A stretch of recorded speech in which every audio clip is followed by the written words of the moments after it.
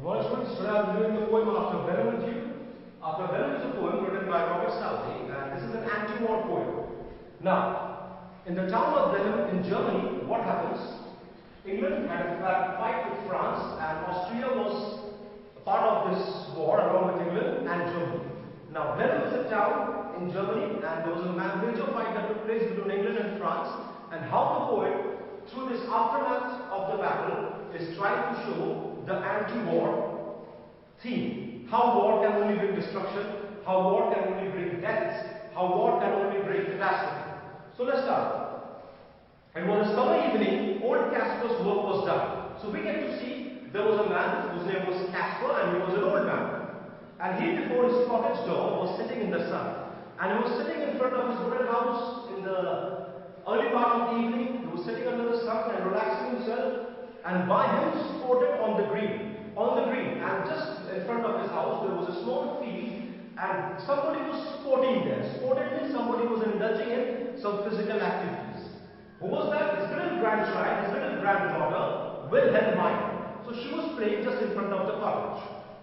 She saw her brother Peterkin, so another grandchild of old Casper, Peterkin, the grandson, rolling something large and round. He was rolling something large and round. He came across something large and roundish in shape, which he beside the rivulet in playing there had found. Which he found while playing beside the rivulet. Rivulet means a small tributary of a river or a small river. He came to ask what he had found. He was curious. He wanted to quell the thirst of his curiosity. He wanted to ask his grandfather that what was that large round object that he had come across. That was so large and smooth and round. Old Casper took it from the boy, the round object, who stood expectant by. He was standing there expectant. He was standing there eager to know the answer. He was expecting an answer. And then the old man shook his head. He shook his head, and with a natural sigh. Sigh means to exhale heavily when you think of something unpleasant. It's some poor fellow's skull. He said, it's a skull of a human being. Holy skull head. Said he, who fell in the great victory, who died in the great victory of England over France in the Battle of Blenheim. I find them in the garden, for there's many hereabout. I come across these skulls every now and then. There are many you can churn out in the garden. For often when I go to plough, whenever I go to plough, dig the ground, the plowshare, what do you call it in English? Spade. In English you call it spade, in Hindi you call it kudari or something, turns them out. They turn out, they dig out the skulls from them. For many thousand men said he were slain in that great victory. It was a great victory, but many people died. Another point, that war always brings death, but the common people's perception of war is a great victory. When India gets entangled in a war with Pakistan, we don't know the cause, we don't know the consequence, but we common people always say, "Wow, India has jita. What a victory over Pakistan in the war." So we common people always see war as a glorified phenomenon. Something that gives glory, but we do not realize about the tragedy that people who are indulging in warfare come across. Now tell us what it was all about. Young Peterkin, he cries. Young Peterkin wanted to know about the battle. Tell us, Grandpa, what was that battle all about? And little Wilhelmine looks up with wonder-waiting eyes. Her eyes were full of wonder. She was wonder-struck. She wanted to know what was this battle all about, where so many people were slain, slaughtered, murdered, killed, died. Now tell us all about the war and what they fought each other for. Why did the English fight with the French? What was the reason? It was the English, Casper cried, who put the French to rout. It was the English who defeated the French. And what they fought each other for, I could not well make out. But I do not know why they were fighting. He doesn't know why they were fighting, but he is going on saying it was a great victory.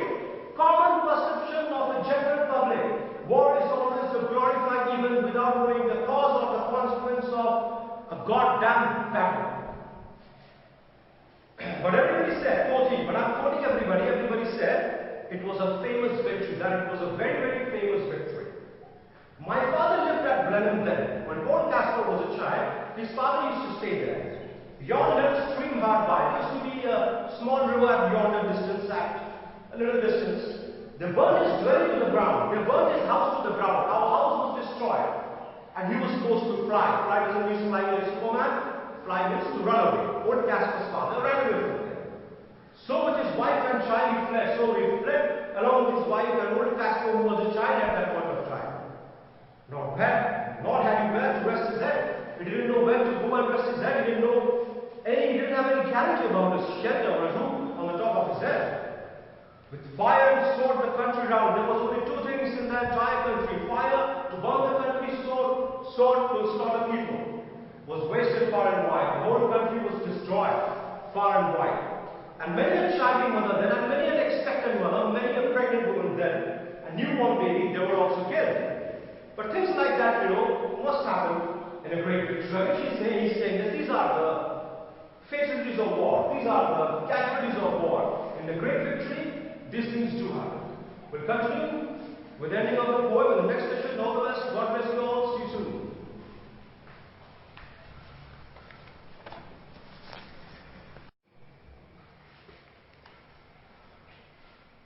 Alright, welcome back, students. So, continuing with the poem, Old Casper is going on saying that they say it was a shocking sight. People said it was a shocking sight. What was the shocking sight? After the field was won, for many thousand bodies there lay rotting in the sun. After the field was won, after the battlefield was won by the English, they found many dead bodies there, rotting in the sun, rotting under the sun. They were lying astray on the battleground. But things like that, must be after a famous victory. After each stanza, he's going on repeating the same thing, that it was a famous victory. Things like these are very common in a famous victory, which is the highlight of this poem, that the common perception of war is that of glory and vigor, which is not the case. The common perception of war, according to George Bernard Shaw, in the famous drama Arms and the Man, that war brings death, war brings tragedy, and the best way to combat war is to survive and save yourself. Great praise the Duke of Marlborough won. Duke of Marlborough was the general of the English army, and he was a duke from the place of Marlborough, and he fought valiantly. Along with him there was Prince Eugene from Austria, who also fought with all courage. Why? It was a very wicked thing, said Little Will and Mine. Why are you praising these people? These people, they slaughtered other people. It was a very devilish thing for them to do. How can you praise them? This is the reality of war, which comes out through the innocence, symbol of innocence, in terms of Peterkin and Wilhelmine. Nay, man, girls, though thieves, scolding other people. What other people said? It was a famous victory. And everybody praised the Duke, who this great fight did win. Everybody praised the Duke of Marlborough. He won a great fight. But what good came of it at last? Quoth little Peterkin. What good came of it? What was the benefit for humankind in this kind of gruesome battle? Or rather, from this kind of gruesome battle. Excuse me. Why that I cannot tell, sorry, I cannot say that. But it was a famous victory. But it was a very famous victory. People died, blood was shed.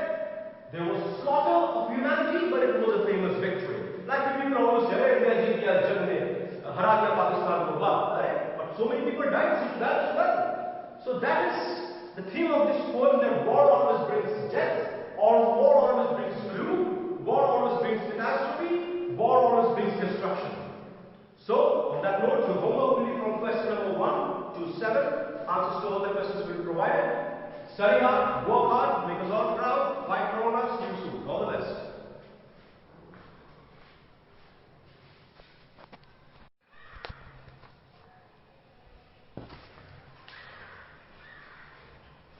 Welcome back, my students. So now I will do the story Old Man at the Bridge with you. Now after we did the poem After Blenheim, which was an anti-war poem, this is an anti-war story. In this story we get to see that how war and battle brings about the destruction of people, and how common people who do not have any political inclination, they get hampered the most.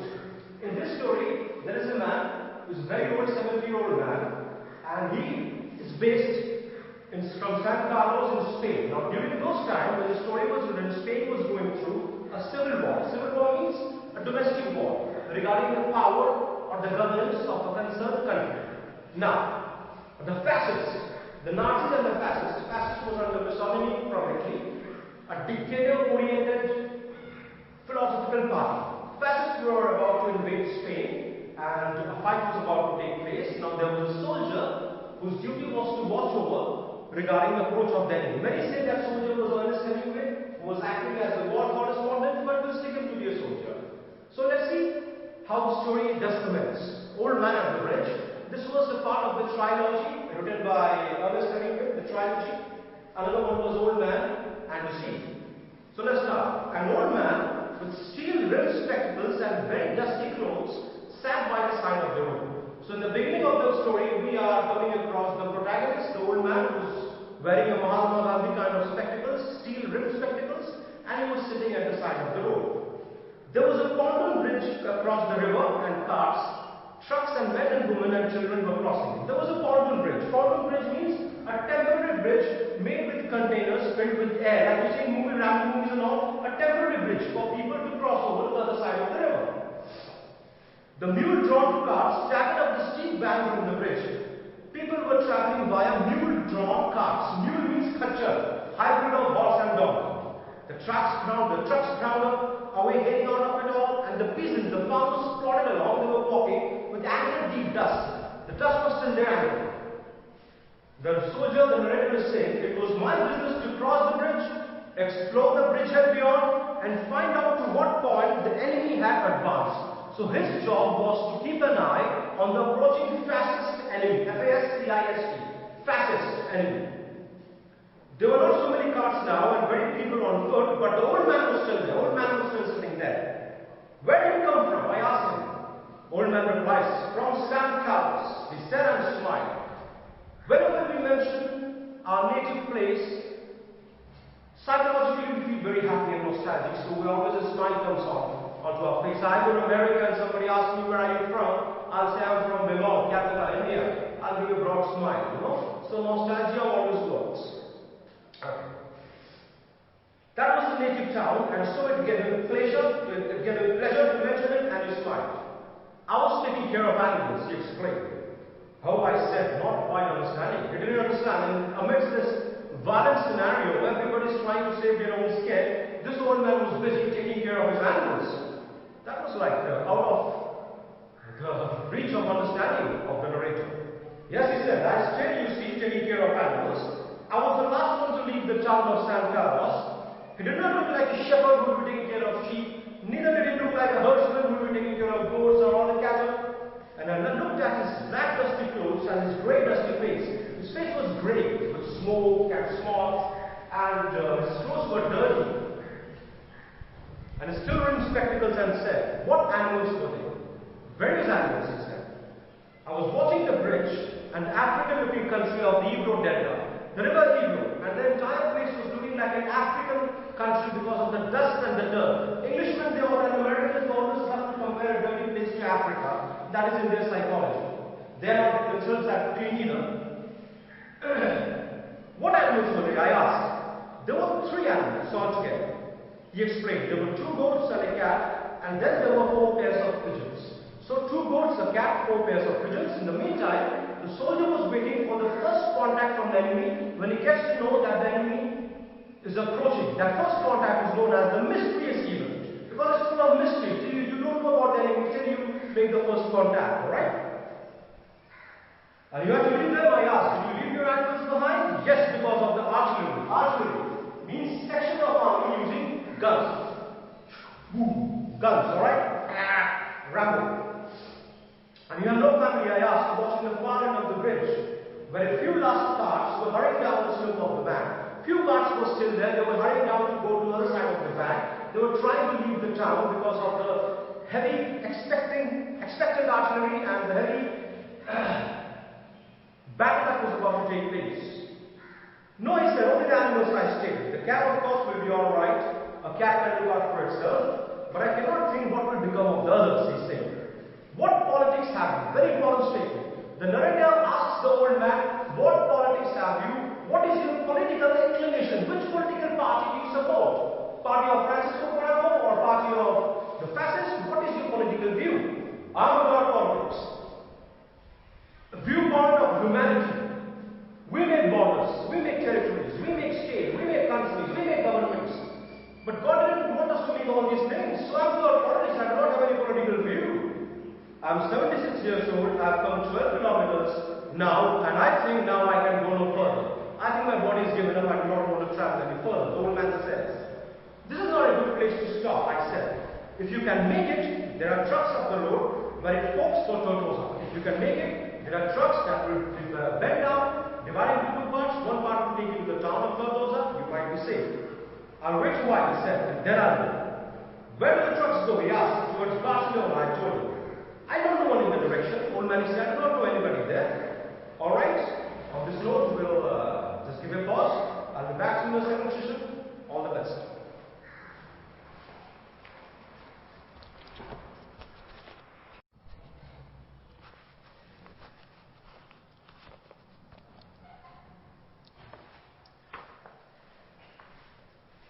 Welcome back, students. So, continuing with the conversation of the old man and the soldier, the old man looked toward the soldier very blankly and tiredly. Blank because his mind was not working. Because he was thinking all he was doing was taking care of the animals. Who has got the goddamn right to stop him from doing so? And tiredly because he was suffering from physical exhaustion. And then said, having to share his worry with someone, the cat will be alright, I'm sure. See, all this while he's only thinking about his animals. There is no need to be quiet about the cat. The cat can run away and save itself. But the others? Now what do you think about the others? Why, they will probably come through it all right, the soldier replied, that they will also save themselves. You think so? Why not? I sat watching the far bank where now there were no carts. It was about time the enemy approached now. It was time for the enemy to approach. But what will they do under the artillery when I was told to leave because of the artillery? Old man said, I being a man was asked to leave because of the heavy gun firing. What will the animals do amid this situation? Did you leave the duck cage unlocked? I asked. Did you leave the cage of the pigeon unlocked? Yes, then they will fly. The birds can take care of themselves. Yes, certainly they will fly, but the others, it's better not to think about the others, he said. I can't even imagine thinking about the others. If you are rested, I will go by yours. If you have taken adequate rest, let's go. It's really dicey and risky to stay here amidst this heavy gunfire. Get up and try to walk now, he told the old man. Thank you, he said. Got to his feet and sweat from side to side. He started swinging, he was feeling so weak. And then sat down backwards in the dust. I was taking care of animals, he said dully. He was speaking in such a way as if he didn't have an ounce of energy in his body. I was only taking care of animals. There was nothing to do about it. It was Easter Sunday. Easter is the time when we celebrate the resurrection of Jesus Christ after he was crucified. So Good Friday, Easter Saturday and Sunday. The day before, the day following the next day after Good Friday is known as Easter Sunday. And the fascists were advancing towards the Ebro. The fascists, the enemies, were approaching the Ebro Delta.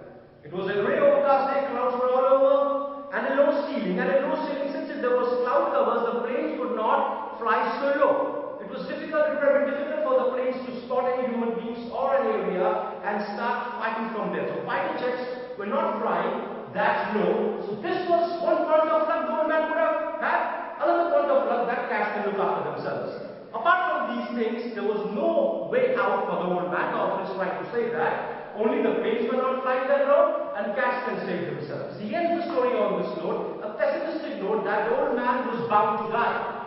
His tragedy was about to become complete. These are the only two things that could have saved him from a disastrous death, thinking that his cats could save themselves. And